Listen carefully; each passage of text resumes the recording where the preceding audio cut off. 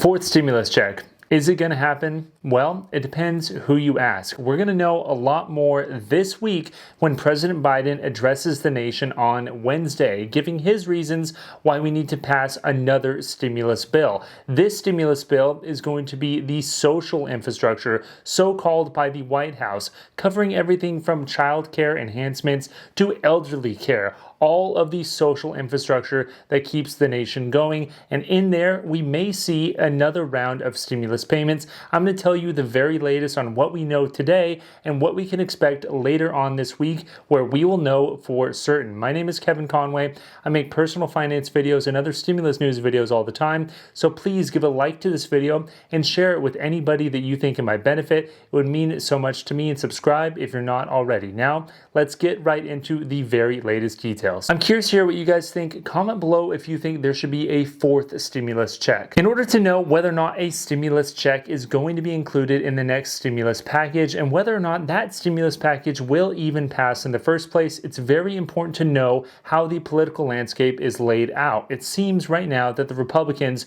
are totally against any stimulus checks being passed in any level in the future. And we even have some Democrats, namely Joe Manchin, a centrist, who's not entirely supportive of the idea either. However, we have a lot of progressive Democrats who are pushing for monthly, ongoing, recurring stimulus checks. As we've discussed in this channel before, 21 Democratic senators a few weeks ago penned a letter to President Biden outlining the need for additional stimulus checks, recurring stimulus checks. Now, the interesting thing about this is that Vice President Kamala Harris, when she was a senator, actually pushed for the idea of a $2,000 monthly stimulus check. So it's really not that far off to see that it may be included in the Biden stimulus bill. The problem is actually a good thing for the people, which is that the economy is getting much, much better. Here are some statistics for you.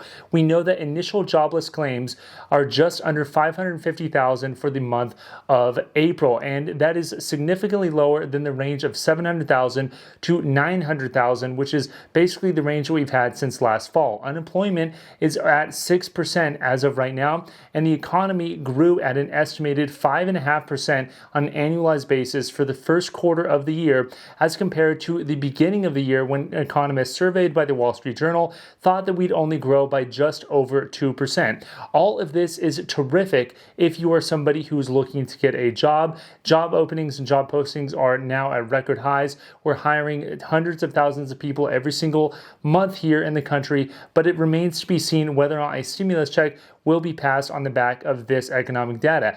All of the economic growth, however, is not distributed evenly. Certain pockets of the economy are doing better than others. And here's where the interesting thing comes in for the Biden administration. Biden has talked about fighting for the soul of the nation, and many of his policies have been directed towards redistribution efforts, taking money from those that have done very well in the country, those people making more than $400,000 or $1 million, depending on the policy, and distributing that income to people in the form of programs, trying to narrow the racial wealth gap in many cases, generational wealth gap in many other cases, and overall trying to get the country on a more even playing field. That is what the White House is fighting for, which is why passing a fourth stimulus check wouldn't exactly be out of the question. We do know that 150 economists came out and said that it would lower the childhood poverty rate significantly and the overall poverty rate in the country from 46 million people to 16 million people just by passing a fourth and a fifth stimulus check. And that's where things begin to get a little bit interesting. We know the last stimulus bill had a whole lot in it, and one of the things that I have been so keen on, so many people out there that should be aware of in order to take advantage of what has already been passed, is the extension of the child tax credit. If you have children, please listen to this portion. It's going to give you money every single month for the rest of the year beginning in July. We know that the child tax credit has been extended from $2,000 to $3,600 if you have children below the age of 6, or $3,000 if you have children between the ages of 7 and 17, based upon your 2021 tax year. So if they turn 18 this year, they are not included. But if they are turning 17 this year, they are included. Now, Now, what is the big deal with this childhood tax credit? Well, before it was $2,000. That was great, but you only could take it on your tax return. Now it is $3,000 or $3,600, and you can get it on a monthly basis if you opt in. We know the portal from the IRS to opt in is going to be released here in the next couple of weeks, and we know that this amount could either be $250 or $300 per child that you have that you can get every single month. That is real cash in your pocket. That is an actual recurring, real stimulus check that you can get in your pocket. If you have one child and it's below the age of 6, $300 every single month is what you can get beginning in July through the end of the year, an advance on your future tax credit of $3,600. Now, you have to make below $150,000 this year if you're married filing jointly, or $75,000 if you're a single filer. If you make above that, you can still get the $2,000 in a normal tax credit up until the income phase outs, but that is the amount of money that you should be aware of. The new passed child tax credit, that is real recurring stimulus check that you can get beginning this year. That's why it's so very important to take advantage of. So getting back to whether or not the fourth stimulus check will in fact be passed, again, we will know a lot more when Biden addresses the nation this Wednesday. He's expected to lay out his details on the social infrastructure plan, and we're going to balance really where the economy is today and the likelihood of that bill being passed or compromised on. We know that the Democrats and Republicans are fiercely against one another, but we have in the last few days realized that the Republicans said that they are going to compromise with the Democrats on a smaller infrastructure package, focusing on physical infrastructure, bridges, roads, buildings, those sorts of things. It looks like the Republicans and Democrats are more likely to agree with one another and pass on a bipartisan basis that bill, which would save the Democrats reconciliation to use on a future bill, namely the social infrastructure bill here in this upcoming weeks that Biden is scheduled to announce. Now, the really interesting thing is there's discussion in Biden's speech. A few things have leaked out, and the child tax credit that I just referenced, he's expected to try to call for an extension of that child tax credit past this year, because the stimulus bill that was just passed only gives a child tax credit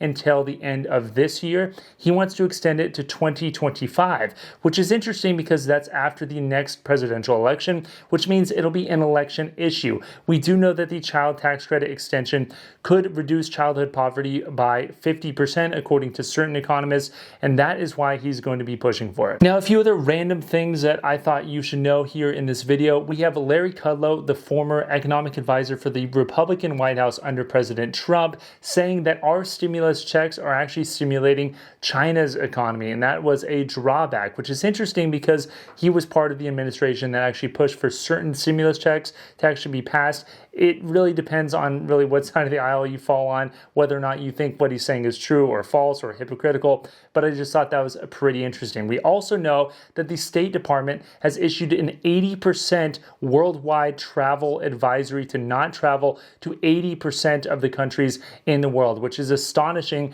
and that's a result of the rise in COVID cases as of recent. Fortunately, in America, according to the Wall Street Journal, more than half of all American adults above the age of 18 have received the vaccine, and more than 1/3 are already fully vaccinated. So fortunately, those people, if they want to travel, the state advisory is just that, an advisory, and it's up to you to make your own determination. And one last thing to make you feel good, if you live in a state that's not California, I live in California, so I've got to rag on it a little bit. The median home price in California just hit an all-time high of $759,000. $750,000 for your average home in California. And keep in mind, California is a gigantic state. It's not all palm trees. It's not all coastline. That's your average house in California. You go to San Francisco, you're looking into the millions of dollars. That's a 24% increase from last year, the $759,000 number, but at least the Golden State is giving a Golden State stimulus. Check out my previous video if you want to know more, if you're a California resident, how you can get a California state government stimulus of $600 to $1,200. All of this is pretty amazing stuff. Let me know what you guys think about that in the comments below. And let me know if you have any questions, and I'll see you next time. Thanks.